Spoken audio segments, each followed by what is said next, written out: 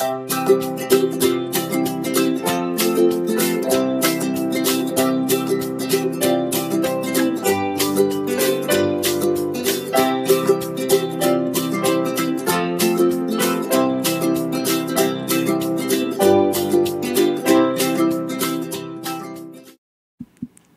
afternoon, everyone. I'm Lyndsay Christian. And I'm Klay S. Williams. And welcome to Bold Life. We're filling in for Diana Falzone today because of this crazy weather here in New York. My commute home literally was supposed to take 30 minutes. It took me 3.5 hours, Klay. I can't. Yeah, that sucks. But luckily for you, we have a great show lined up today. Later, we'll chat with the costume designer for Black Panther. And before we get to our first segment, remember, we'll be taking your questions and comments live during the show. Make sure to leave your thoughts on Twitter and Facebook. We'll be looking. Let's get into some lifestyle headlines of the week. We have some fabulous guests with us today. Welcome Carly Ledbetter from HuffPost. Hey, Carly. Tanya Christian from Essence and Hannah Orenstein from Elite Daily. Welcome, ladies. Thank you. Happy to have you. Three perspectives here. Right? Yes. First, we all heard the very sad news of Stan Lee's passing. In case you don't know, he was the former editor-in-chief of Marvel Comics and the creator of beloved characters like Spider-Man, Iron Man, X-Men, and more. So what did you ladies think when you saw this news? I mean, I'm not much of a comic book person, but I loved Black Panther earlier this year. And I remember being in the viewing, and when he popped in that one scene, everyone got so excited. So then I asked them, like, well, who was that? And people told me. So I thought he had an interesting life once I Googled him back in February. So, I mean, it's sad, especially for people who have that connection to comic books growing up. Right. With that. Yeah. What do you think, Hannah? Yeah, I thought it was really sad, and it was so interesting to see how many celebrities worked with him. You know, there were so many people tweeting out photos with him, and it's just crazy to see how many movies he's worked on in addition to all these comic books. Yeah. What about you, Hannah? You know, it's sad that he's gone, but, you know, it's such a true testament to his life's legacy that even today, like, we're having a Black Panther costume designer on the show today. And, you know, so many of his works are so beloved, and I know that he has a movie, or Marvel has a movie coming out next month, Spider-Man, so it's great that his legacy lives on. Yeah, speaking of Spider-Man, who's your favorite Marvel character? Oh, God, I am not a comic book No, person. okay. But again, like, I saw Black Panther, and that was the first time I'd seen Stan Lee, so I was just like, same here. That's all I can claim. Right. Yeah. That's my scopes. Yeah, exactly. Got it. Wonder Woman was very cool. I do have to say, that was incredible. Okay, awesome. Another headline that had people talking this week. HBO announced the final season of Game of Thrones will be airing in April. Are you fans? You know, it's funny. I watched the first season and have not Same watched here. since. So, I mean, April, though, gives me a little time to catch up. I mean, it's a few months away. I have Christmas break coming up, so we'll see. Yeah. I think I'm the only person in the entire world that has never watched an episode of Game of No, Thrones. you're not alone. I'm sorry I called you Hannah. Oh, don't even worry. I No apologize. worries. I'll go with No, you're whatever. not alone. I haven't watched it either. Yeah, I know there's Khaleesi and she's blonde, and I know winter's coming and you know nothing Jon Snow, but that's where the knowledge ends. All right, so fans don't have to be devastated because HBO has plans for a Game of Thrones prequel. Stars like Naomi Watts are already attached. What do you guys think we'll be seeing in the prequel? Are you hoping for anything specific, Hannah? Oh my gosh, no, but I think I haven't seen it. But with such a rich backstory for that series, it'll be really cool to see what they come up with for the history. And everyone's is incredible. Kind of like Harry Potter, how it's been literally new shows and new movies through one character or another. We'll see the same thing. People always get excited about it, so that's fun. Yeah. We also saw some major trailers this week. Pixar released a teaser trailer for Toy Story 4. It was super cute. What do we think? Is this sequel necessary? And it's like Toy Story 1, 2, 3, 4. Okay, are we stretching it a little bit? Well, I saw the first two and I loved it, and I feel like new generations get to watch it, so I don't think it's a big deal to keep doing it. You know what I mean? Like, we're probably not the people who watch the first one are probably not the same people who are so enthusiastic about the fourth one. But I think it's cute. And how do you think this will compare to Pixar's other sequels? Well, this is a classic. And, you know, it kicked off such an incredible franchise. And it's, I think it's one of the most heartwarming ones, you know? Like, we grew up with it. Yeah, and I think you had a good point, Tanya, that it's like generation, it's like probably two generations now can enjoy it, and it's kind of like a family legacy event. Yes. Yeah, and we're also getting new characters, like Key and Peele are voicing new exciting. characters, which I Yeah. think will be funny. And in their teaser, they also made fun of it. They're like, they've already done 3 of these. Do we need more? And I was like, oh, at least you guys said it for us. Yeah, so they're exactly. self-aware, yeah. Yeah. Another throwback this week, we saw the trailer for the new Pokemon movie called Detective Pikachu. So far, fans are pretty divided on the trailer. First, we have to ask, were you guys fans of Pokemon? No, and this is just so creepy. I watched the trailer, and to me, it reminds me of Ted. Just because it's so... I can see that connection. Stuffed animal, and I feel like he's gonna make dirty jokes and stuff. So I don't know. I'm really freaked out. That's a hilarious take. Okay, Tanya, what about you? No, I actually used to watch Pokemon. It was the show that came on right before the bus came. So I used to watch it. I don't know that they necessarily need this kind of movie, but listen, if people are going to watch it, Then hey, why not? Yeah. that Pokemon craze went crazy. Yeah. Also, people are divided over the casting of Ryan Reynolds as Pikachu's voice. Let's watch a clip. They try to talk to me all the time. All they hear is Pika Pika. You can hear him, right?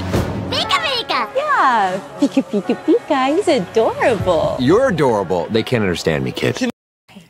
I see what you mean now, Carly, about the Ted similarity. And with Ryan Reynolds, I feel like he's in Deadpool. That's what I literally just expect Pikachu to say, really horrifying things. And I can't see it.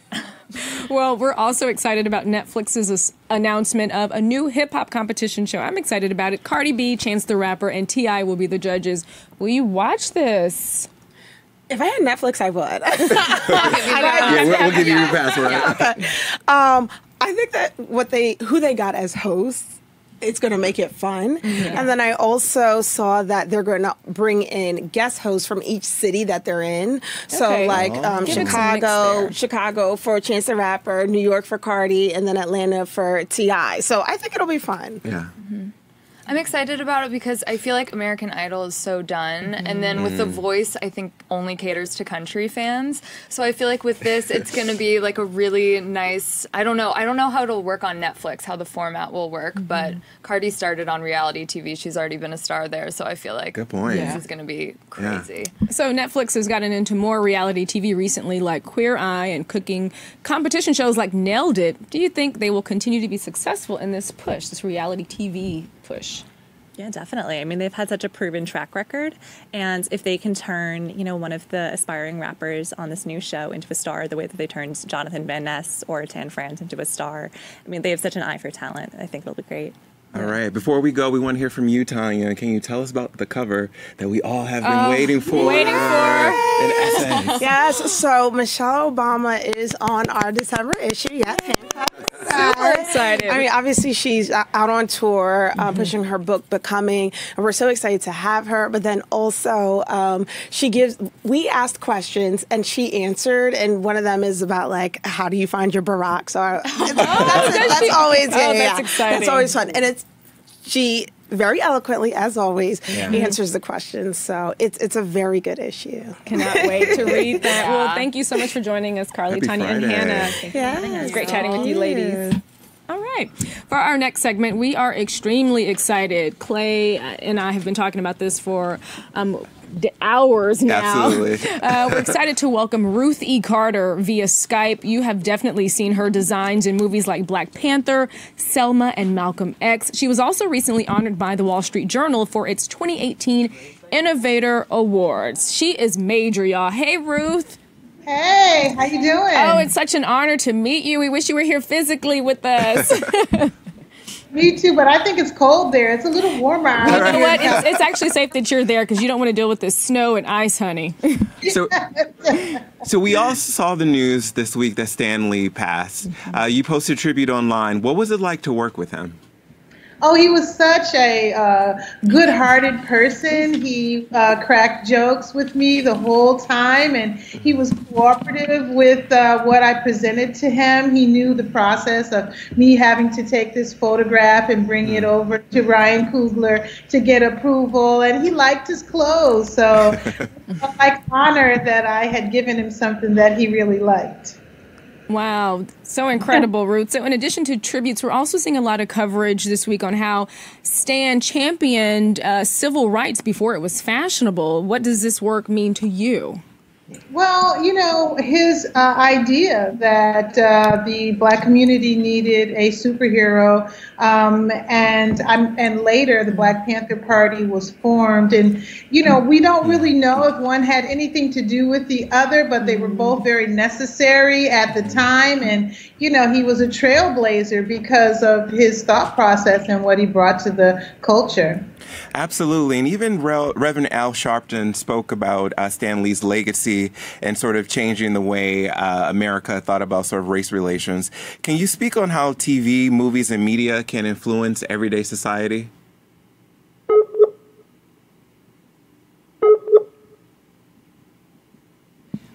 It looks like we may have lost Ruth there. You know, technology these days, it's iffy. And it's the first day of Mercury retrograde. So. Which you mentioned earlier. Yeah. But you know what I'm really excited about, just to hear a little bit more about her inspiration behind the designs for Black Panther, which was a box office hit. Yeah. I mean, she's designed these fabulous Afrocentric but strong looks that we saw in some of the characters in the movie. Yeah, and I really want to know, like, how has movies like Selma and other things like that influenced, you know, her design? Well, let's get back to Ruth. Are you there, Ruth? I'm here. Okay, sorry we lost you there. All right, so what I was saying was Reverend Al Sharpton said Stan Lee changed America even more so than Congress. Can you speak on how TV, movies, and media can influence everyday society? Well, you know, I just remember seeing Lady Sings the Blues when I was looking at films and evaluating them, and I thought that it was an incredible film for as far as the design of it and the performance of Diana Ross. And then I looked up, you know, the real person, and it was very different.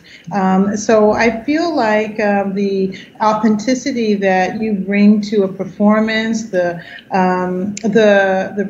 respect and the responsibility that you bring to your work stands the test of time, and people look at it as truth. And so it's very important that, you know, when we tell these stories, that we not only bring the artistry of and of composition and design, but we also pay homage and give respect to the real research that's involved with the story of a real person's life. Let's jump back to Black Panther, Ruth. It was a box office hit globally. Did you think that it would resonate, a superhero film would resonate so much around the world with fans? Well, we did a big photo session about 2 weeks before we were finished, and we had T'Challa and Queen Ramonda and Shuri. They were all standing together doing like the royal family photograph, and on that day, I remember looking around for someone else to, like, you know, jump up and down in a circle and rejoice about, you know, what we were presenting to the world. So the sense of doing something beautiful and something important definitely was there, but you had no way of imagining what it could really, I mean, $1.3 billion worldwide. Nobody was expecting that, and that just brought me so much joy. And you know what brought us some joy, Ruth, is seeing your beautiful designs on the big screen. What inspired your decisions and your choices in your aesthetics and your sartorial choices?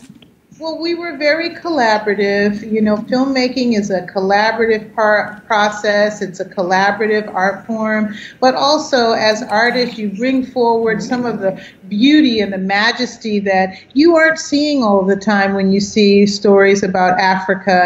And actually, you know, knowing a little bit more about the different tribes around Africa, it was exciting to infuse some of that culture into this superhero model. And, you know, we were ecstatic about what we could present and the storytelling aspect of all of it.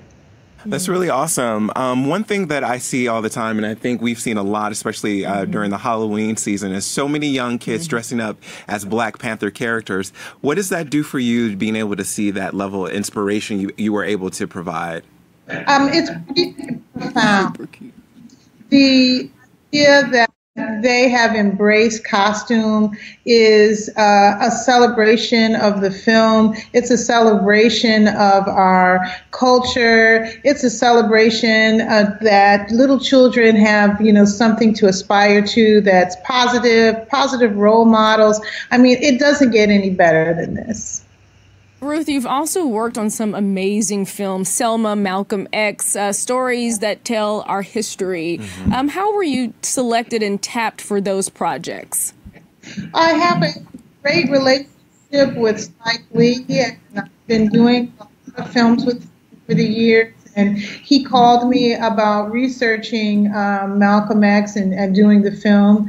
It was a relationship that was curated over many years. And he, at that time, was kind of my mentor and my leader, my teacher. Even though we were close in age, he was, had his master's degree in film from NYU. So he was telling this thespian how to break to film, and he wanted us to really just, think about the man, think about his life, think about the story, and not think about Hollywood. So I think that I was selected because we had a shorthand and we had a good communication between us.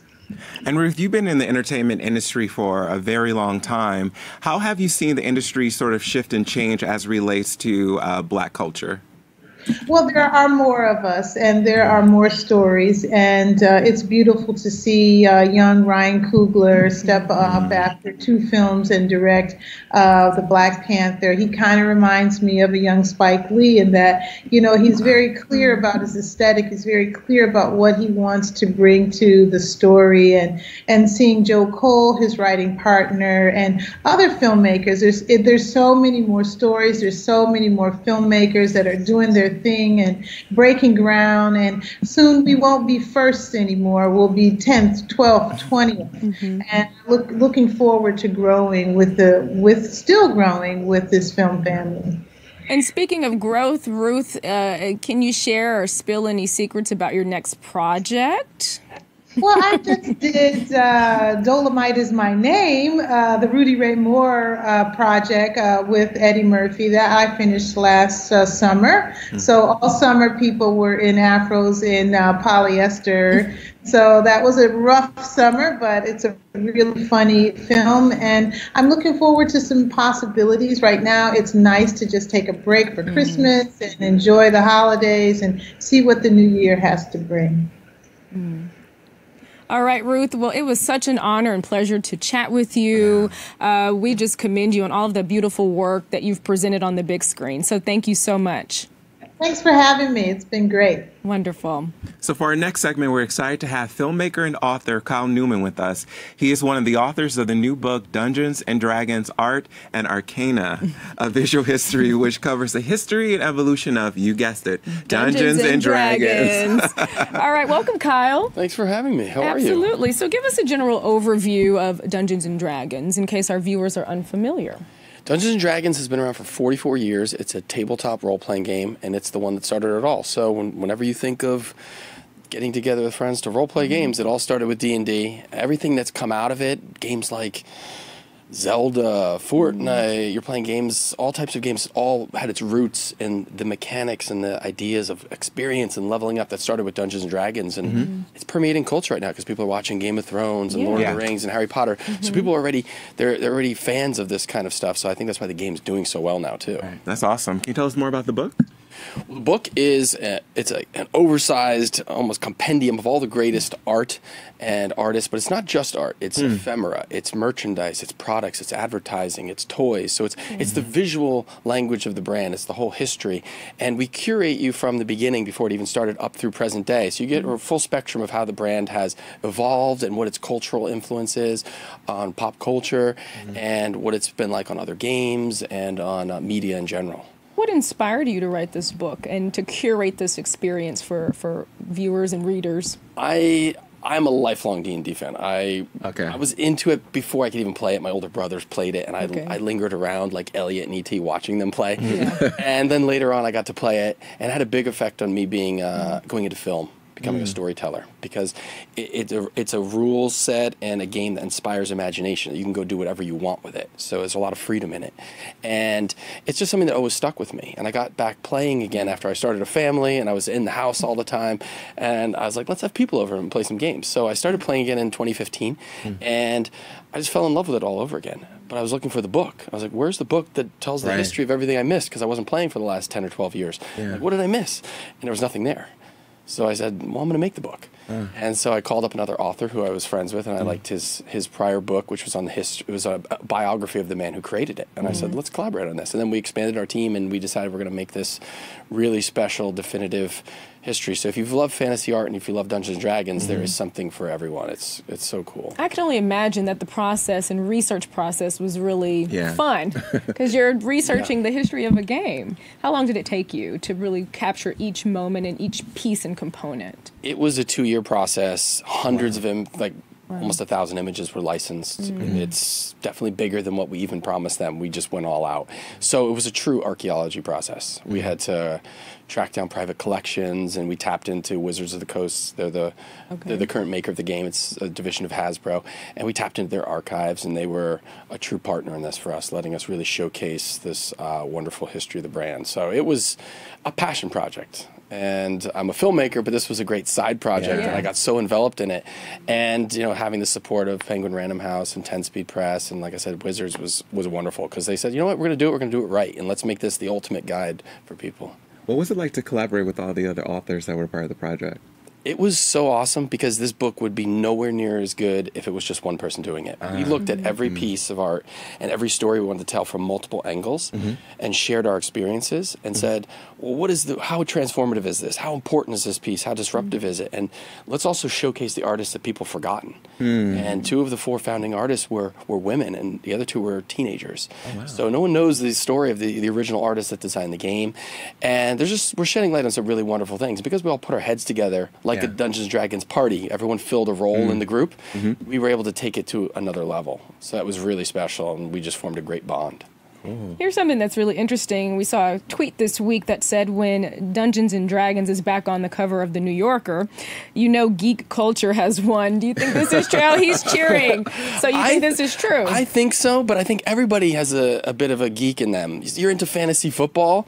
Guess what? You're crunching numbers. You're getting in there. You're getting around. You're talking fantasy back and forth.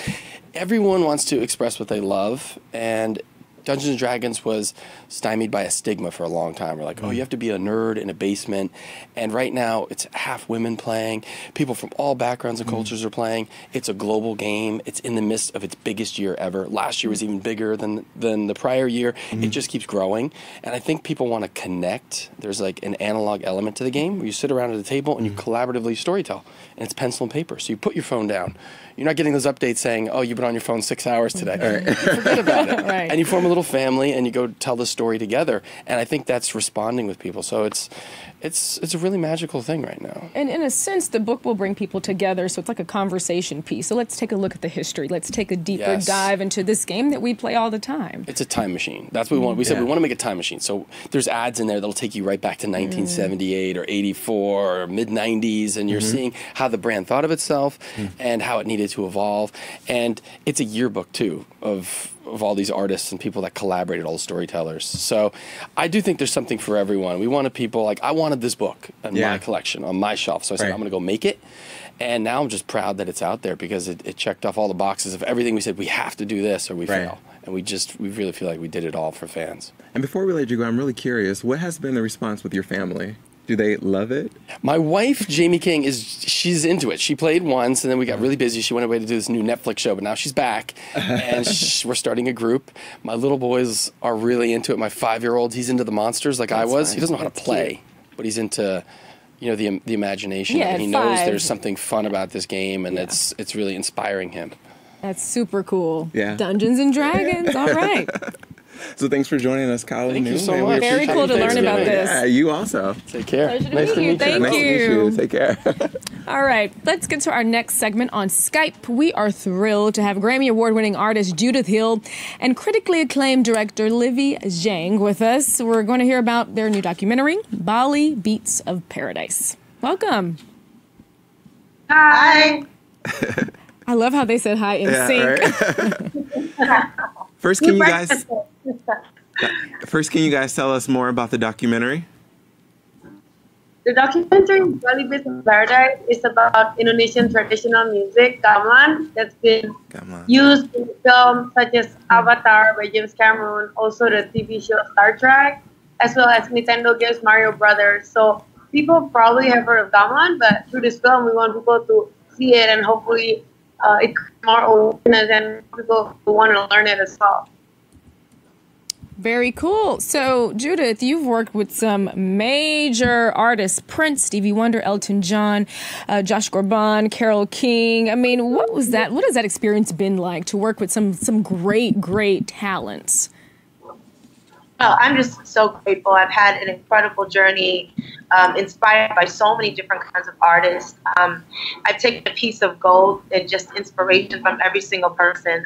And I'm here today, you know, and taking all that good inspired energy and excited about this new collaboration with Livi. My dream is always to bring the world together through music and culture. I think this is a beautiful example of that.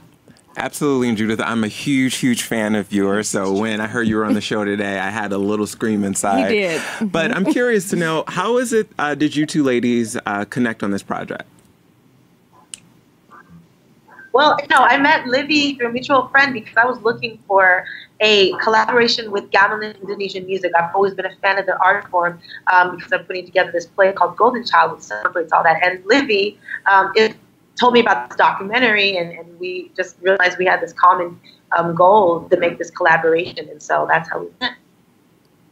Well, I love the idea of this collaboration and you infusing both of your talents. I mean, what's the process been like? What can people expect from this amazing sound that you're going to create?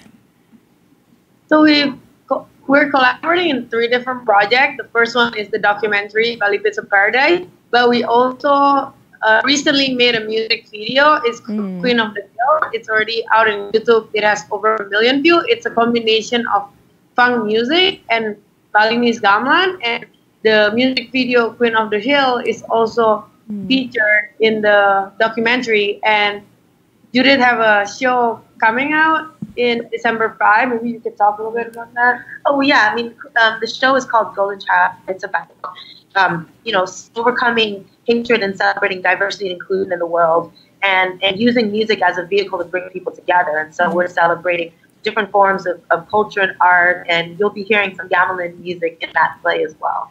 So I believe we have a clip of your music video, Queen of the Hill. Let's take a look. Queen of the Hill.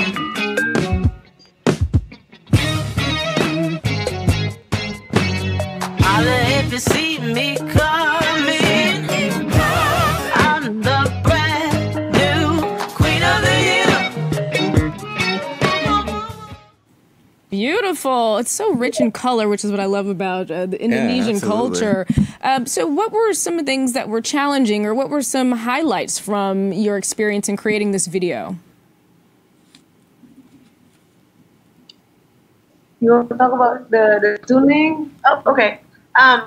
So with gamelan music, they have a very different tuning from Western music. There's 5 notes in the scale, and so some of the challenge was incorporating that tuning into, you know, our form of music, which is diatonic. And so I had to tune some of the instruments so that it would fit in the song. So that was one challenge. But yeah, for you? For me, it was really fun collaborating with Judith. The only challenge was that when we shot this, I basically only had 1 day to do this because Wenten was living to Bali and Judith was living another, she was flying somewhere again. So I cannot mess up in that 1 day. So, you know, like we got everything done. So it was all good, but I basically only had 1 day. That was like probably the biggest challenge. And you know, when you use Balinese costume, to change costume, it takes 1 hour to 2 hours because it's, and you have to change the makeup, which also takes a while. Wow. Beautiful. Well, the glam is beautiful. Yeah, the absolutely. colors are amazing. Congratulations on your collaboration. Yeah. Thank you.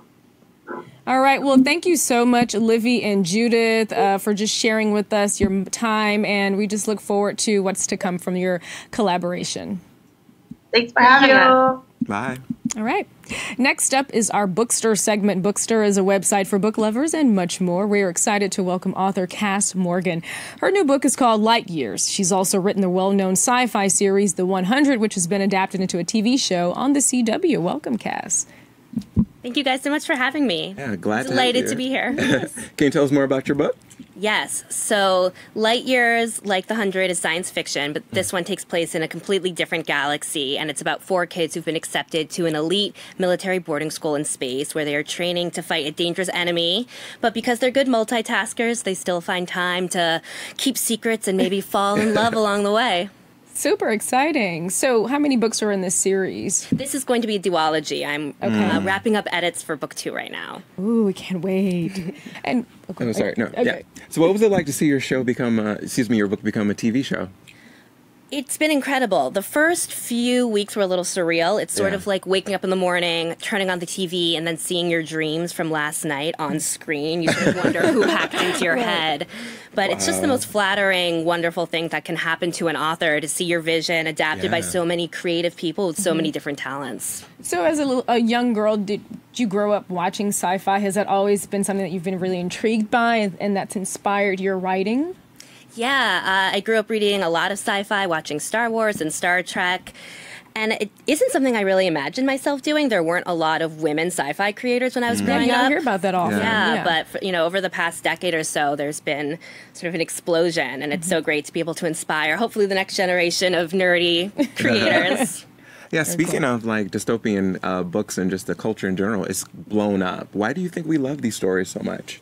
Oh, God. I think it depends. My answer has sort of changed over the past few years. Earlier, I would say that people like scaring themselves and sort of imagining the worst case scenario. And now that some people might feel like some of those predictions might be coming true, what I love about sci-fi is that it's more hopeful than dystopian. Sort of dystopian literature imagines the end of the world, and sci-fi imagines rebuilding. So I think people like thinking about these alternative realities and how the future might be better. So let's take a step back and talk about your process. How do you approach a new series when you're developing a new world and characters? It's extremely creative, but what's your process like? For me, it's all about character. I think about the world and sort of whose stories I want to follow throughout that world. So for Light Years, I knew I really wanted one of my characters to be an ambitious girl fighter pilot who wants to be the best at this military academy and doesn't apologize for that. I was really interested in exploring a female character who's unabashedly ambitious. And then I thought about who the perfect foil would be for her. So I came up with a character who, I call him a boy from the wrong side of the asteroid belt. And he's sort of rebellious and doesn't take the school that seriously. And he sort of questions everything she's been working for her whole life. But of course, there's some chemistry. Of course. Yeah, so that's it really. Infuse that love story in there. Exactly. So a character first, and then sort of the plot comes out of that. Did you have like mentors growing up in this space, like, or people that you saw on screen or in the book space that inspired you? Yeah, I mean, I'm really lucky. My dad's a writer, so he's always been an inspiration for me. And I had teachers who encouraged me. A lot of the writers I grew up reading are dead, so I don't know that they're necessarily like living mentors, but just growing up and seeing that anyone who has a story in their head and who works hard in it, there's going to be people out there who are going to, want to experience it with them. What's it been like to hear from fans and readers when they're reading your book or they're watching the show? What is it like just to hear their feedback?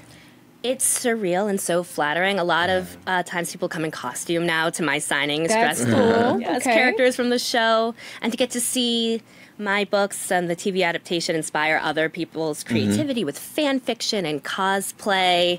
It's great to see people expressing themselves sort of within the confines of your world. Yeah. How have you evolved as a person since this whole process has taken off? I think I've developed a little bit of a thicker skin. Having a book published is a dream come true. Having a TV show adapted from that book is an even bigger dream come true. But that means your story is being shared with a wide variety of people who want to share their opinions too. So I've had to learn that, it's not just about me, and everyone is entitled to their opinion, and they're going to let me know what that opinion is, and that's okay.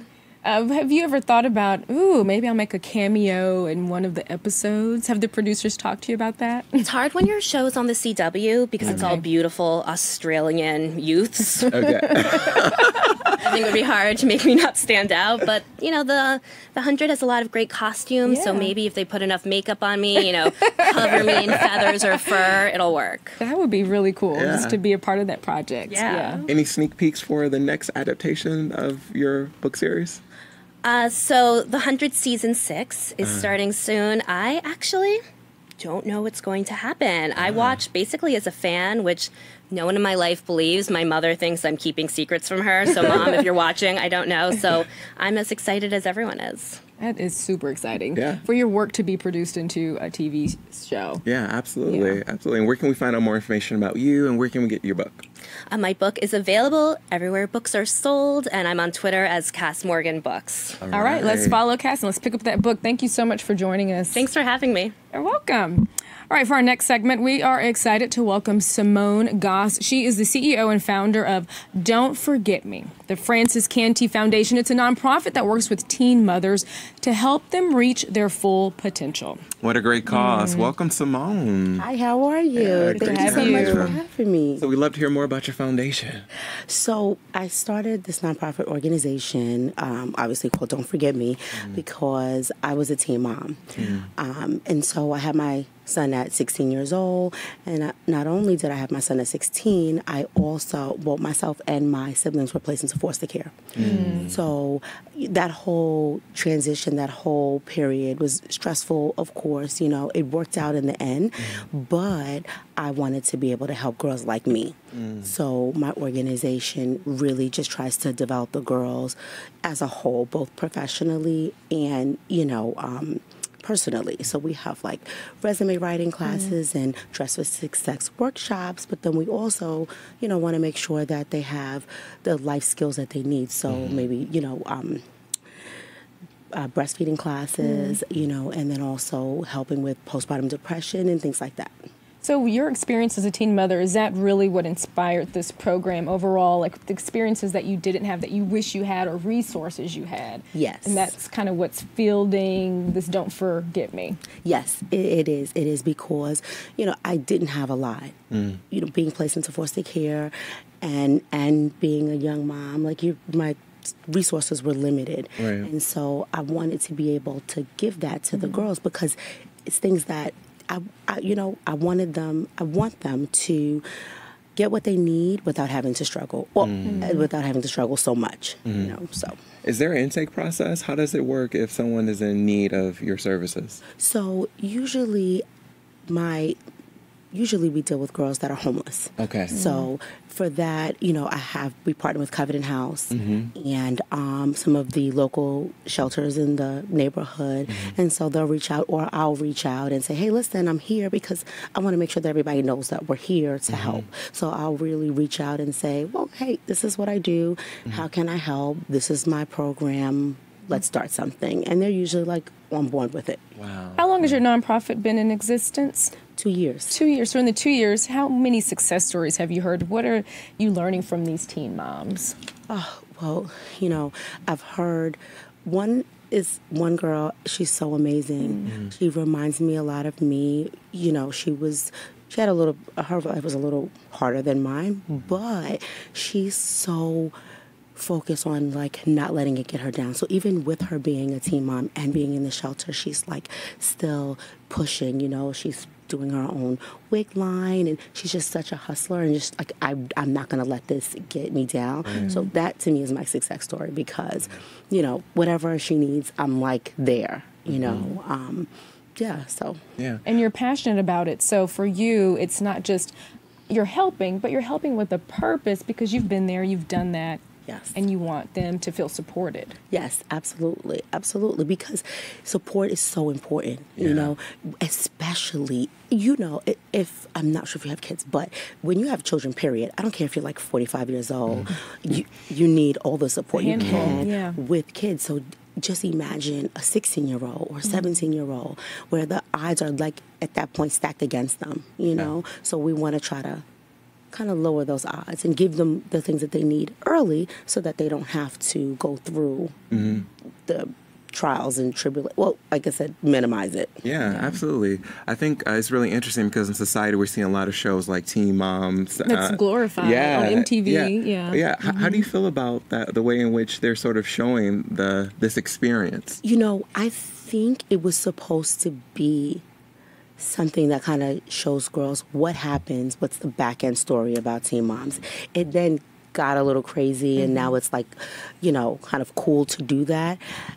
I want them to kind of get back to what they really were doing. You know, let's not glorify it. Let's say, like, listen, this is the problems that they have, so let's not do it, you know? Right. Do you think society as a whole is a little bit more accepting of teen moms?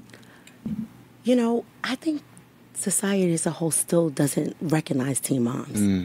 Hence the "don't forget me" portion, because, you know, and I know in my experience, it was just, you kind of look over them. You know, you see a young girl bumping your stroller up the stairs, you walk around. It's like, help her, you know? And it's like, well, she got herself in that situation. And that's kind of how people act. Oh, my God, I remember I was on the train going home from school, and I had my baby, and this person walks by and mumbles, a baby having a baby.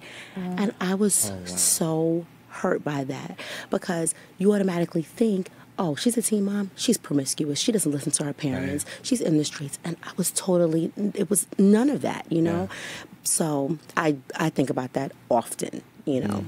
So how can our viewers support Don't Forget Me? I know you have a big charity event coming up, Christmas Give Back, which during the holidays, we know we're always in the giving spirit. So tell us more about that. So every year, my organization, partner with my husband's radio station, We Say What They Can't, we do a huge Christmas party for families in shelters. And it gets bigger and bigger every year.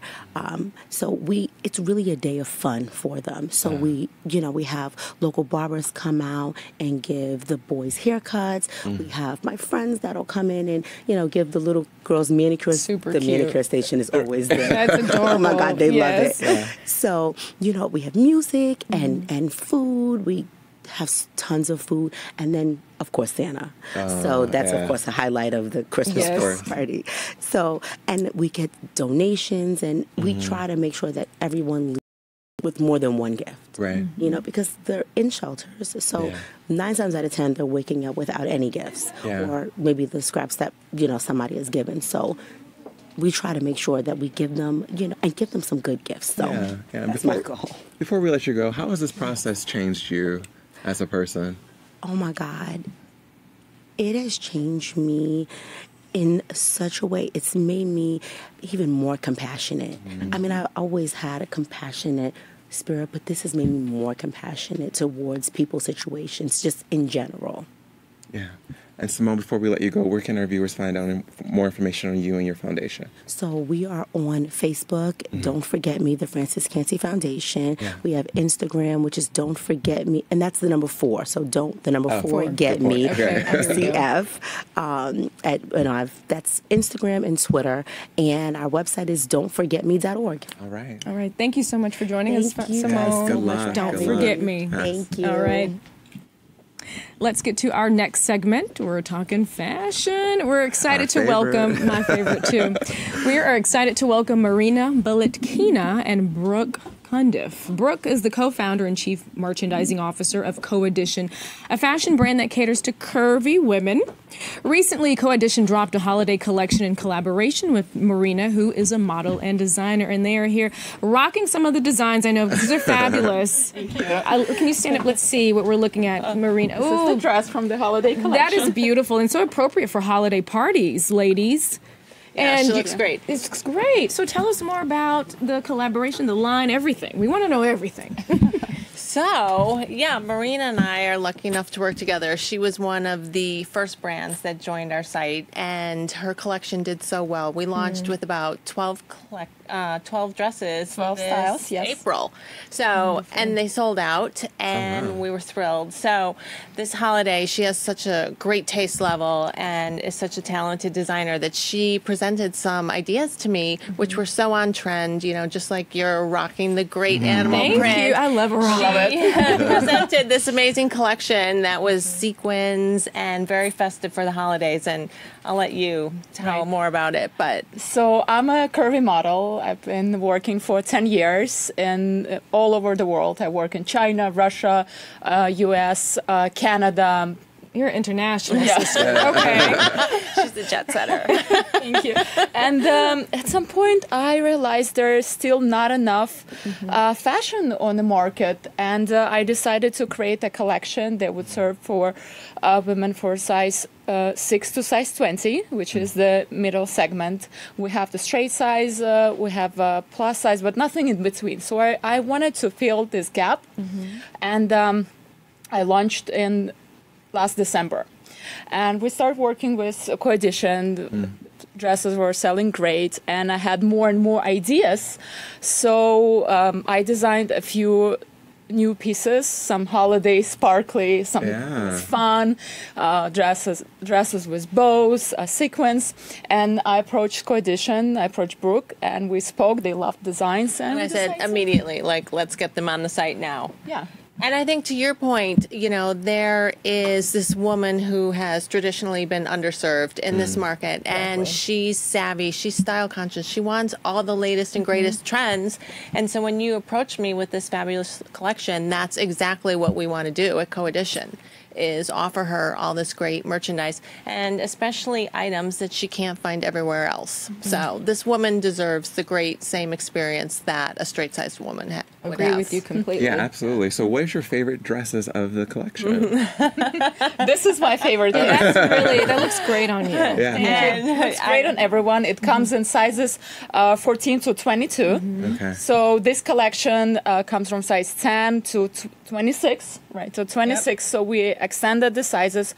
We wanted to be more available for everyone, not just for a certain segment, for everyone. I think everyone deserves a great fashion. Marina, can you speak to the fact that when you look good, you feel good? Yes, absolutely. And the beauty comes from inside. First, you feel happy, you have positive emotions, and you usually, it's all on your face. Yeah. Yes, and yes, it's kind of your armor when you head out the door every day. It gives you confidence, whether you have a job interview or you have a special event, someone's getting married. You know, we hope that we can provide that extra layer that just, you know, gives you that extra little boost when you walk out the door. That's right. And not every woman is a sample size. We have hips and curves and everything else. We're bootylicious. So thank you, Marina, for even just, embracing your curves, but even just providing those pieces and those options for women who want to look fabulous too. Absolutely. Thank you.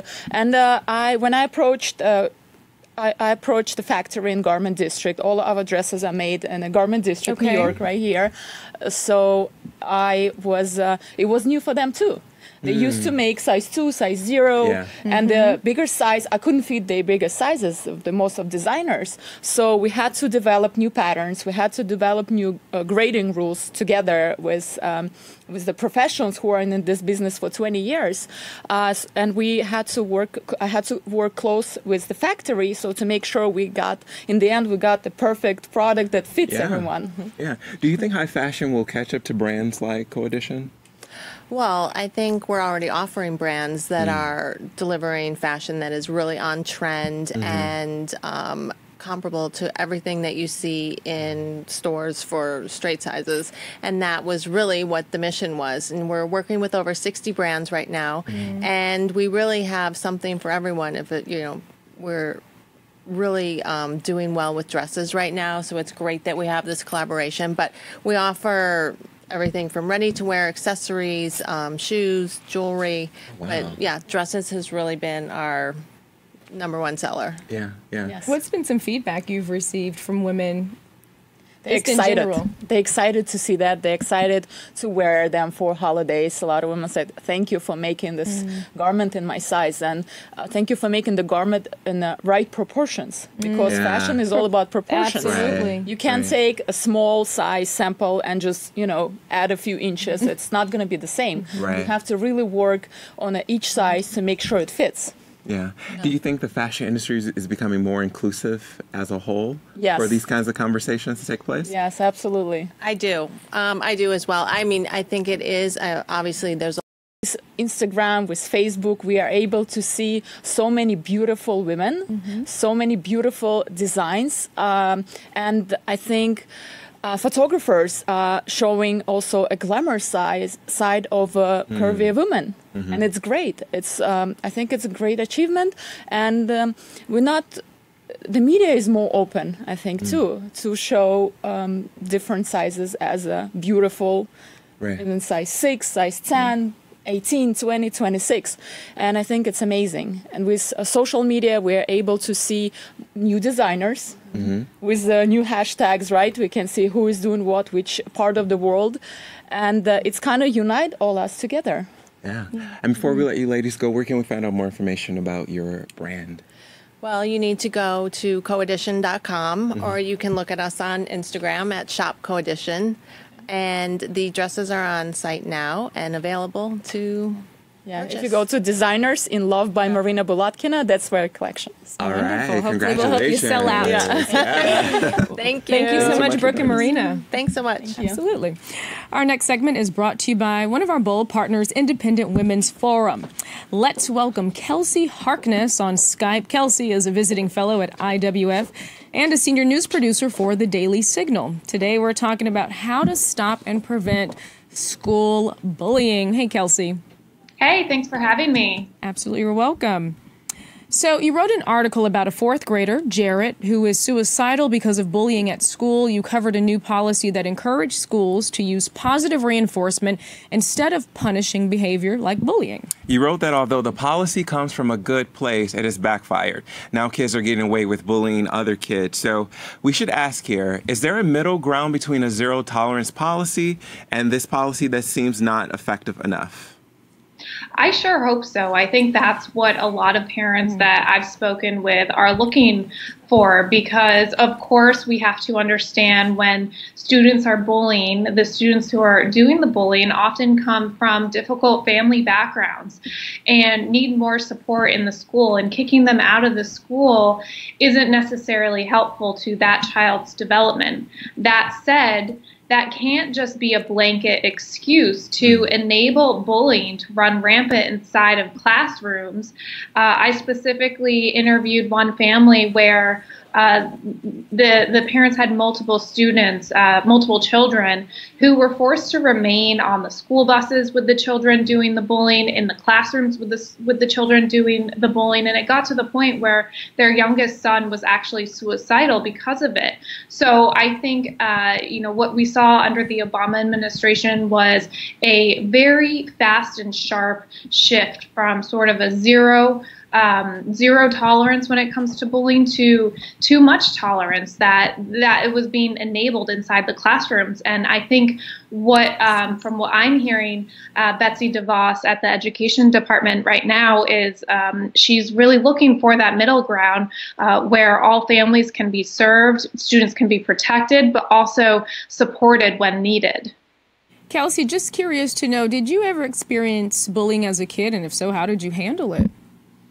That's an interesting question. I would say I didn't experience too much bullying when I was younger. I did have a difficult time in high school, trying to fit into different social circles, and I think a lot of that has to do with social media as well. And that's what I'm hearing from younger students that I interview now, where we're in a world where on Instagram or on Facebook, everybody's posting their perfect days, the best single Snapchat from their entire 24 hours in a day, one good second out of an entire 24 hours. And it's just unrealistic, and it forces other students to compare themselves to that person's one perfect moment, when in reality the rest of their life is never that perfect, never that clean. So I think, I started experiencing that in high school, and I think it's only gotten worse for students who are in schools today. Yeah, that's really interesting, because I think, we have that one part where it's social media in today's society, but